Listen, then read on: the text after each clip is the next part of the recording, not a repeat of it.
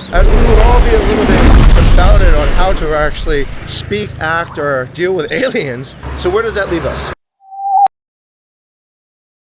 Locals will say, oh yeah, the government should do something, the government should do something. And then the foreigners also say the government should do something. But then the government is made from the people, right? But Ubud people always welcome outside without losing our identity through performing our traditional culture, art, and also the religious activities. That's where the word unity in a diversity.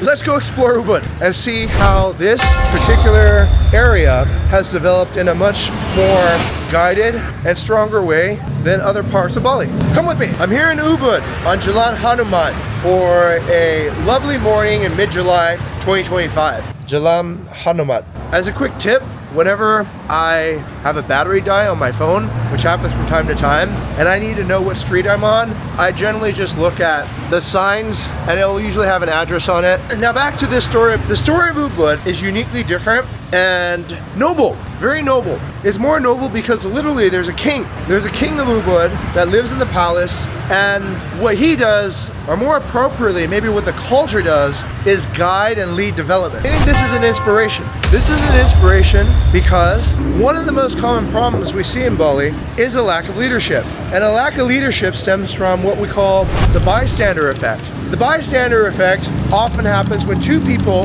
can't agree on where to go for dinner. I don't know. What do you want to do? And the bystander effect oftentimes is amplified as more and more people are added into a community, culture, and ecosystem. Primarily, one of the reasons we've seen so much unsustainable development in Bali is because of the bystander effect. So, two people come together, each hoping that the other person will lead, and in the end, nobody leads. This has been the case because many Balinese landowners are looking towards the Westerner. They're looking towards the developers, the agents. Oh, check this out. This is an offering. There's 4 offerings here that have been made and placed right here on the street. And the reason that offering connects to what I'm talking about is that the idea of using capital and the belief in capital to start businesses is a completely foreign idea to most Balinese people. Most Balinese people live in a spiritual animistic world where probably their encounter with a foreigner triggers a memory of some sort of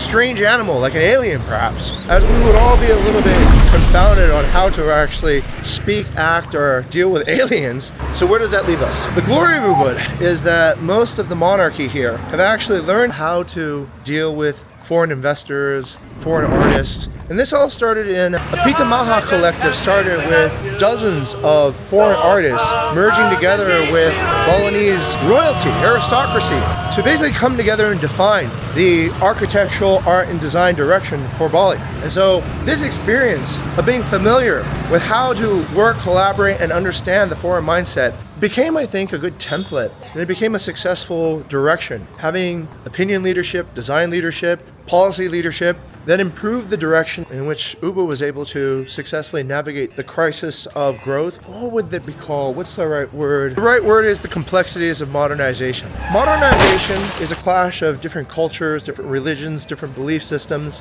and many a time, the default way that many Balinese people feel about when a guest, which they probably perceive a developer or a tourist, when a guest asks for something, the Balinese instinct is to try to be more accommodating. But then the problem becomes, and this is where the bystander effect kicks in, what if the developer was actually trying to look for leadership? What if they were expecting that the Balinese local would actually be the one to educate them? So the confusion often is exacerbated through shyness and politeness. The person that, yes, they are an owner, but they might not have the education or the background or the knowledge to guide Balinese culture because they're following it from somebody else who's teaching them. So then we have this party counterparty each looking to each other for development, and inevitably what happens is that everyone choose the least offensive, most mundane, and so the equivalent of that has been build the white Mediterranean design that looks bland. Don't really think about how to incorporate Hitakata in your design plans. Forget about what actually Balinese culture is because we just want to eat at McDonald's because we don't want to make a decision. the legendary, I guess the king of Ubud, yeah? And I'm the head of the Ubud culture. I think that pretty much means he's in charge. Could you tell us what you think is the balance between having, I think, correct development and also the vision for what long-term success is? Yeah, I think it would always have some history from the outsider visiting Right. from 6th century, a lot of pilgrims until the end before the independence during the Second World War. But Ubud people always welcome outsiders without losing our identity through performing our traditional culture, art, and also the religious. I think so. I think whenever there's an outside influence, it almost has their own religious influence, like modernism, capitalism. You can avoid that. Can't avoid it. You can avoid that the progress of the time. But with that, what we can adapt it. I see. Is this an example of adaptation? This festival here, like Yeah, how's it one of this festival also giving to the public, to the villages, to the young people. Okay. How to discriminate, what we can innovate, what we can in terms of creativity, and what we have to keep it as a tradition. I think that's a really good word, innovation, because I see some cultures, they try to get too static and they try to like hold on, but I think the wiser culture is trying to think about how to integrate, how to innovate, how to invite the outside as a guest, Right. and keep yourself as the host. Yeah. Just like us, Yeah. you're not dressing like I didn't know, I came accidentally. history, but your soul is not changing. Yes, that's like Yeah, that. that's the spiritual path. Right. That's we have to preserve, we have to respect, we have to worship. Do you think your influence as a single point of leadership makes it easier for people to understand how the vision should proceed? Because when I go to many different places, what I see is that it seems like there's a confusion. There's confusion over, like, I go to Canggu and a lot of the locals will say, oh yeah, the government should do something, the government should do something. And then the foreigners also say the government should do something. But then the government is made from the people, right? So if the people are always saying it's not our responsibility. So we don't have to wait, you know. I think so. Whatever we do in our own village is for us anyhow.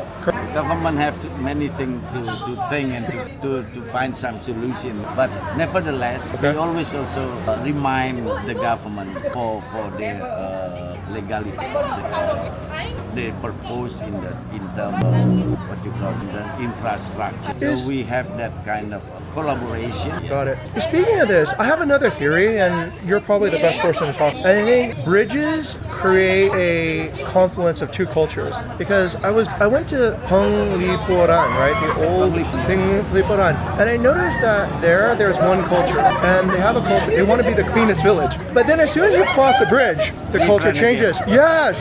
So my theory is that different bridges create different cultures, because those two communities were isolated for a long time before there was a bridge. Am I right? It's the concept in Bali is the differences of the performing our culture. It's not enemy. It's even that enriches our culture in the island. But we have so many influences from the outside, including Chinese influence, including India, Sure. including Egypt. Of course. You can say that. But in different villages, they will perform what sect belief they send it from the ancestors. I get it. So, That's where the word unity in a diversity. and I have another theory. So my theory is because the shape of Bali is actually the river valleys, right? So because there's so many river valleys here, each valley divides one sort of civilization from another. And it's different than in Jawa, because in Jawa it's more flat. So then one group can go over and expand to another That's group. very Yeah. much influence the character and the system in the area. I noticed that, yeah. Because So the area create culture. the conditions That's for why we culture. have so many different cultures. Yes. Just culture first before religion. I agree. Culture creates its own pathway towards You religion. can yeah. look back to find the time of when the religion started. Correct. Inspired by this discussion with you, so how do we continue gaining more wisdom and teaching more wisdom to, let's say, the future generation, so that things like TikTok and Instagram Reels and all these things don't overwhelm the ability for culture to transmit? Yeah, we have to open yourself to the others. And then you also be able to, we call it discriminate. Yeah, a critical thinking. And then have some mutual respect. We call almost the spirit of water that we I like that. we more using in the way of finding the wisdom. Okay. Yeah. The wisdom is collective of element, sudut pandang, cara pandang, ya, theory and everything, and that can create the new culture. Understood. And do you think the culture in the future will be transmitted through more like Western institutions like universities and museums and forums like this? Or do you think the village still has a really important part to play in the transmission of culture? Yeah, I think we can avoid that technology, what Agong Ari. Even a lot of people now thinking about the future of the future. Of course. Future of the future. The main point, we have to always conscious and remember that the person is microcosmos. Yes. And then the universe is the macro, yes. technical way how to find solution for you. So understood. You have to be wise to use it on the right time, on the right place. That is wisdom. That's wisdom. You have to choose the right objective. You have to choose the right dimension. Well, thank you for your time. You've been very generous. One of my goals is to help repair some of the development damage that's happened in Bali in many areas, because I think there's been very little understanding of Trihi Takaran, Gotong Royong, Desakala Patra. These things I think are It's a need a process, understanding in the way what perspective you're looking for. To find a wisdom, you have to look at from the above, not from the side, from the back. Well, I hope more people will actually listen to your words of wisdom, and I think then Balinese culture will be safe in the hands of the next generation.